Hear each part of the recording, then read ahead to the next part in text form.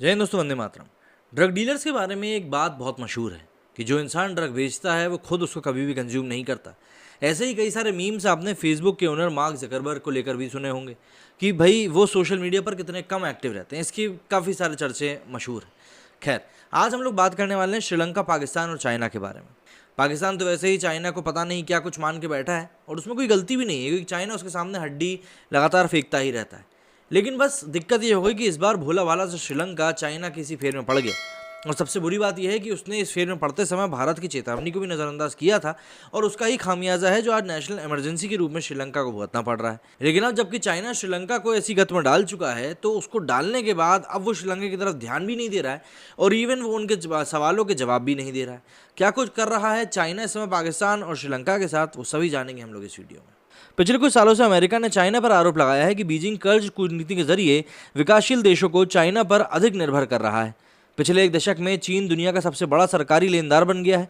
चीनी सरकारी बैंकों ने हाल के सालों में अंतर्राष्ट्रीय मुद्रा कोष या फिर विश्व बैंक की तुलना में विकासशील देशों को ज़्यादा कर्ज दिया है।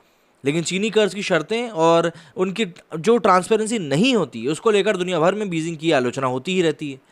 इसी केस में श्रीलंका और पाकिस्तान की इकोनॉमी को देखने के बाद भी चाइना इन देशों की मदद से बचता नजर आ रहा है।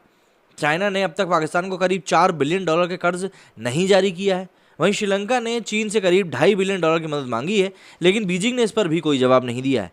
हालांकि बीजिंग में श्रीलंका के टॉप राजनयिक ने कहा है कि उन्हें यकीन है कि चीन से सहायता कर्ज के जरिए आ ही जाएगा। हालांकि चीन ने दोनों देशों को मदद करने का भरोसा तो दिया है, लेकिन शी जिनपिंग सरकार इन देशों में बेल्ट और रोड इनिशिएटिव के ढीले चल रहे कामकाज और घरेलू राजनीतिक हालात को देखते हुए हिचकिचा रहा है। पाकिस्तान में इमरान खान को इस्तीफा देना पड़ा है और श्रीलंका में राष्ट्रपति गोतबाया राजपक्षे को हटाने के लिए आम लोग जोरदार विरोध प्रदर्शन कर रहे हैं। ऐसे में चाइना अलर्ट पर है। ब्लूमबर्ग से बात करते हुए दुनियावी मामलों के विशेषज्ञ राफेल पंतुची बताते हैं कि बीजिंग पिछले कुछ सालों से अपनी कर्ज नीति पर पुनर्विचार कर रहा है। चीन के बैंकों को एहसास हुआ है कि जो देश उनसे अधिक कर्ज ले रहे हैं, उनके द्वारा कर्ज को चुकाने की संभावनाएं बहुत कम रहती हैं। इसके साथ ही कोविड के बाद से चीन को अपने घर में अधिक खर्च करने की ज़रूरत पड़ी थी। ऐसे में चाइना ने दूसरे देशों को पैसे देने पर लगाम लगाई थी। शंघाई और शेंजंग जैसे टेक और फाइनेंशियल सेंटर्स के बंद होने से चाइना को बहुत नुकसान हुआ है। चाइना के इकोनॉमी पर नज़र रखने वाले लोगों का मानना है कि चाइना का विकास लक्ष्य इस साल 5.5 अब खतरे में है। चीनी आर्थिक कूटनीति पर रिसर्च करने वाले मैथ्यू मिंगे ने कहा है कि चाइना के लिए श्रीलंका के अनुरोधों को आसानी से स्वीकार करना थोड़ा मुश्किल होगा। चाइना में क्रेडिट की कंडीशन उनके लिए चीज़ों को आसान नहीं बना रही है। आखिरकार श्रीलंका को IMF की ज़रूरत है, लेकिन सच ये है कि IMF भी श्रीलंका और पाकिस्तान जैसे देशों के केस में बहुत धीमी गति से आगे बढ़ रहा है।